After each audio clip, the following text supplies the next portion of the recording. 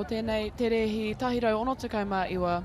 Under 19 girls, W6 250, Te Husemi 2 of 2. We got a white flag up right now and a red flag.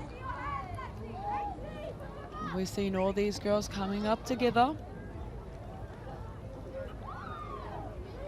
Nice flags there for the girls. They know exactly how to appease their flag staff, e te whānau, and that's exactly what they were rewarded with, a rolling start.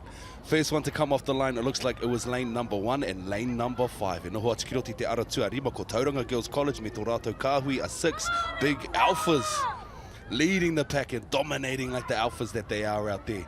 Engari, kei tō rātou taha maui tēnei wā i roto i te ara tua ono.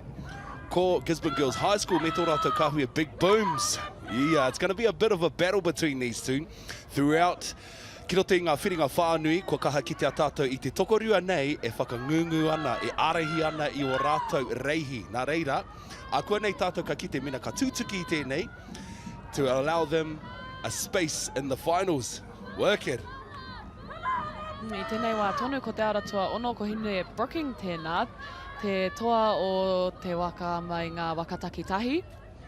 Ko rātou tērā, they've got about 5 seats on everyone else at this time, so they will definitely be going to the finals, followed closely by lane 5 and 8. Ko ai tērā, i te aratua rima, ko Tauranga Girls High College, and i te aratua waru, Napier Girls High.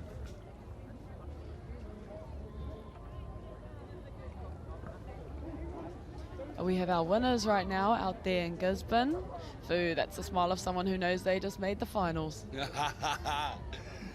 She's got pride written all over her face. Here's the instant replay of the start. As you can see, that rolling start at the back end. One pushed off the line first, but they weren't allowed. The rest of the crew didn't sleep on them though because they edged ever so closer out the gate there.